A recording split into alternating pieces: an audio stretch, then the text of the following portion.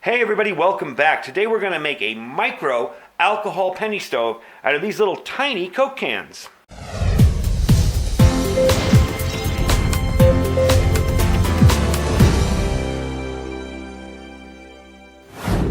So the other day I ran across these little miniature Coke cans. I saw them in the store and I thought, gotta build an alcohol stove out of them. They're just so tiny. And, for people who are concerned about weight or don't have a lot of room to store things, if you're living in a very small apartment, maybe you don't want a big Coleman stove. Maybe you could build a couple of these and cook, your food on it. I already made something similar to this out of a big Foster's can. And I call these penny can stoves because basically what happens is, and I had a penny out here, I don't know what I did with it, but I'll get it. You light it, you fill it through here, through these holes on the top. And then you cover that with a penny after it's lit. And after the flame catches, you just toss a penny on there and those stop burning and these burn even brighter. I used to fill these with cotton or some kind of material to soak up the alcohol, but I found leaving them empty, they actually burn a little hotter. I think the cotton material, I can't explain how, but it seems to soak up all the alcohol and you don't get the burning hot flame. You kind of get a kind of lame, mellow flame. I discovered that with this one because I had it full of cotton balls, filled it full of alcohol, and it burned. It burned for a decent time, but it wasn't as hot. It didn't seem to boil the water as quickly. Once the cotton balls burned out of this, of course you can't really reopen it, it seems to work better. So, I'm going to show you the tools you need. First thing you're going to need is a penny, of course, but we'll get to that later, because I forgot to bring one out. I had one out here. Let's move these over to the side. Now, this is optional. You can use a drill, okay? And I'm going to use where's my drill bit? A 1/60 drill bit for all my holes. It's a very small drill bit. If you don't want to use this, you can use a push pin, a nail, something like this, a nail and a hammer to tap your holes in. You won't get as neat results as you will with a drill, so that's why I'm using a drill, okay? I'm going to use a magic marker to mark out my lines, and when I cut this in half, I'm going to use the other side to mark where I'm going to cut it, because I want these to be equal sides. And we're only using the bottoms off of these. We're using the two bottoms off of two cans. I'm going to use this because the bottom piece that I'm going to put in there, I'm going to take it and I'm going to fold in around the bottom, kind of fold it and make it pleated so it fits into the other can easier. And this one's really up to you. You can use an X-Acto knife or scissors. I tend to use both. I use this for the initial puncture of the can, and then I use this to cut it down neatly to the level. So let's get this all cleaned up, and let me go grab a penny, and we'll get back and I'll show you how I'm going to start it. Alright, so your first step is going to be to cut one of these cans in half. Go above where you want it to finally be. That way you got some room if you screw up, if you cut too low, if you make a dent, a mistake, whatever. Now, this is where I was talking about I use both of these things. I probably want my can to be about this tall, right? Right about here. I'm going to puncture up here. Then I'm going to cut a nice, neat, even line around down here. But first I'm going to puncture the can here. See how it kind of dents and it can get sloppy. And you want this to be as neat as possible. When I'm done, we'll polish it up and make it look... Get over there. Make it look nice. So I'm just kind of rough cutting here. If I make a mistake, I don't really care, because I'm just kind of going around the outside. And no matter how much you dry these out, you will still get tons of water falling out of them. So you see how sloppy that looks, right?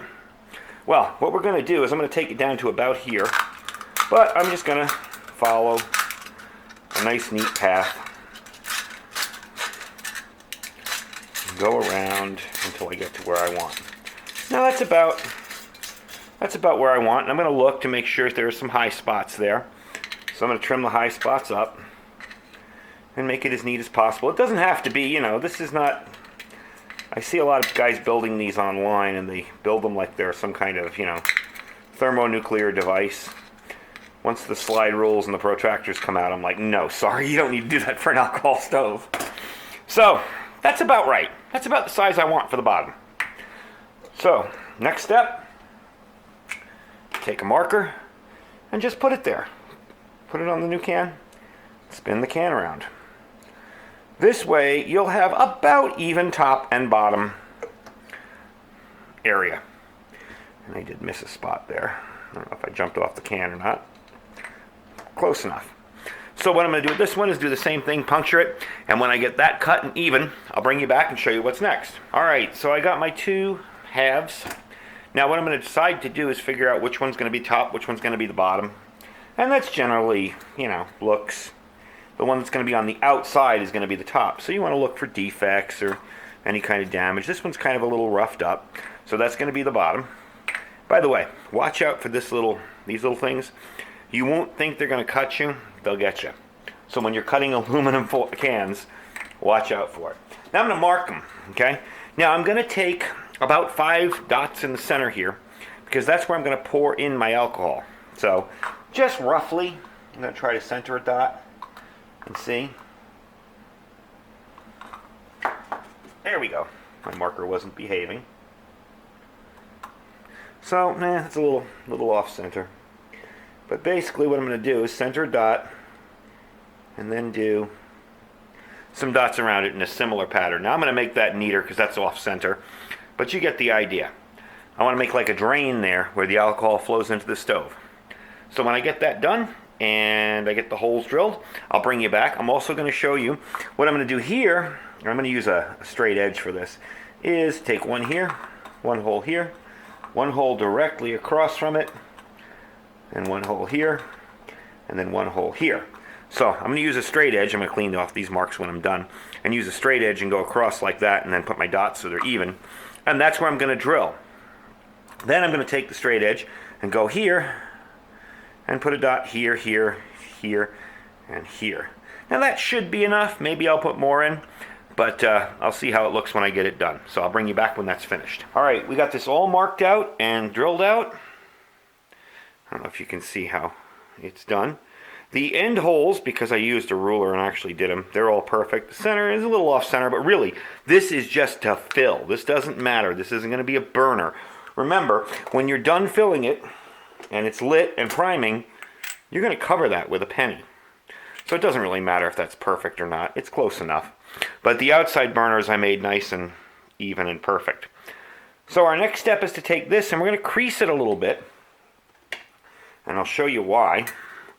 We're going to take it. This may seem kind of counterintuitive, but we're actually going to take it and put little creases in it along the way.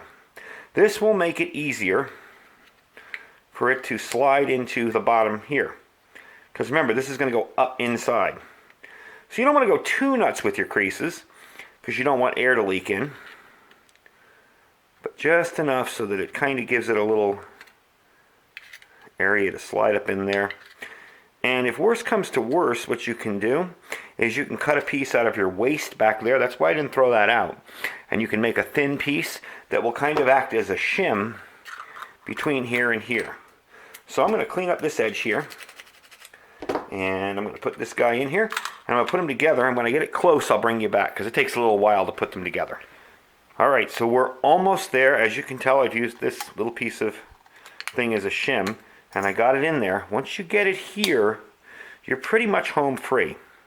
You don't want to push it in too far. You don't want to mess with it too much. Now you'll notice, I'll bring it real close here, there's a little lip. And I'm just going to go over that lip with the edge of this, just to make it even, and also to make sure that nobody cuts their fingers on it. Again, if you want to cut it off or make it perfect, you can measure everything out. But in this case, I'm just going to go around it, flatten it up, kind of seal it up a little better. There we go. Now your next step is going to be, if you want, to clean up the outside. So I'm going to use some sandpaper for that. And let me go grab some sandpaper and we'll show you what it looks like when it's all sanded off. And there you go, all sanded up, cleaned up. I did have to use a little bit of a scrubby pad, a green scrubby pad for dishes. There's still little low spots, you know, where it's indented. There's a little red, but who cares? I mean, it's clean. Not perfect. Sometimes when you put it in, you'll see there's kinks, you know, where it was folded. As long as it's sealed up, you're fine. So to use this now, and we're actually going to try boiling some water with it. We're going to try 1 cup of water, see how long it takes to boil. I'm doing 1 cup because I have my pot that I made here in a past video.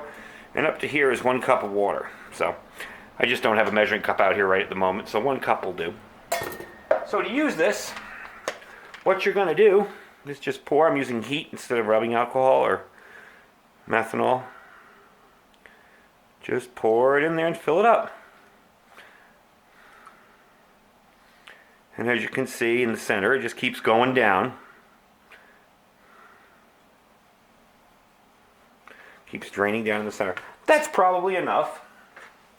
Let's feel it. Yeah, that's good. All right. Now, I have another can that I cut here. This is my priming tray. So I'm going to pour some rubbing alcohol in it. Kind of swirl it around there. And prime this. What we're going to do is light it. And I'll show you where the penny comes into place. Let's get this out of the way. And wipe that up. Alright, all chemicals out of the way. Is it going? It's going, okay. So it's going there. It's priming. I'm going to turn off the lights. I hope it's still going. I feel kind of foolish. There we go. I'm going to turn off the lights so you can see it bloom. You'll probably hear it splattering a little bit because I did clean it. I did wipe it off with a wet rag. You can see the vents are starting to come up. So what I'm going to do is just take this penny and toss it in the middle and cover those middle holes where I filled it up. I'm going to zoom in for you. And it's just burning off some of the sandpaper and stuff. That's what the other flames are. And so there you go. You've made yourself an absolutely free working alcohol stove. So before this goes away, we're going to back you up a little. And we're going to put on a pot stand I made. This pot stand was made with just 2 pieces of copper tied together and brazed. 2 tubes of copper tied together and brazed, and some bent wire from, believe it or not, campaign signs. They actually work very good for that. So we're going to put that there. We're going to put 1 cup of water on. There's up to the top there. And I'm going to run over to the other side of my work area here. All right. We're starting. So we'll add about 10 seconds to whatever we get at the end there because I forgot to bring it over. And I'll bring you back when we get some boiling water. I recognize it's kind of dark, but I just wanted you to see the flame coming up under there. That is a nice, clean blue flame. It's working very, very well. I'll bring you back when we got boiling water. All right, 4 minutes and 16. Let's stop it there because it is boiling. So let's say 4 minutes and 30 seconds because I was a little late with that. And you see, it's boiling in there. So that is not bad for the size. And if I was to make like a Mountain House breakfast that only takes 1 cup of water, I've got my 1 cup of water boiled already. And it's still going. So that's how you make it. It's a fairly simple project. I put 8 holes around the outside of this, spaced evenly. You can use more or less, I find. Multiples of 8, depending on how big the item is, work well. I put 16 in the bigger one. The bigger regular sized, and so I put 16 in the bigger one. For the smaller one I figured on 8, and it seems to work well. There's no real rhyme or reason with it, I mean, you just experiment and see what works, and that's how I came up with the 8. It wasn't like I did any kind of major research on it. I just kind of watched what the others did and did it myself. So we're going to let all this cool down, and I'm going to weigh that stove for you and let you know how much it weighs once it's empty. All right, got this scale right here. Let's put them on there. 0.28 ounces. Not bad. I gotta say, that's really, really light. So let's bring you back up top and we'll finish up. All right, anyway, I want to thank you guys for watching today. This was my idea when I saw those little tiny miniature Coke cans. I guess a lot of the soda companies are making them in smaller portions to help people control how much they drink. I thought it was kind of neat when I saw them, and I'm like, that would make a perfect lightweight alcohol stove. I'll give you a look around it. Real simple to make. Very basic tools. And again, if you don't have a drill, I mean, you can even use a push pin and make holes. I would just make 16 instead of 8 holes because they're going to be smaller if you use a pin. The center holes, you could make 1 hole. You could just take your drill with a drill bit that's a little bigger and make 1 hole. Doesn't really matter because that center hole is going to get covered up by a penny. Anyway, I thank you for watching today. Don't forget to check out our Amazon links down below. We have a ton of stuff in our Amazon store for preparedness and survival. If you don't need anything in the store, just click the link and shop as you normally would. Helps us bring more cool content to the channel. And don't forget to check out our Thrive Life store. We have tons of freeze-dried food in there. All sorts of stuff for you to store, stuff for you to eat daily. Thrive has really expanded over the years, so you've got a pretty good choice of everything you could possibly want, from everyday items to food storage that's good for 25 or 30 years. Thanks for watching. We'll talk to you soon. Stay safe and stay prepared.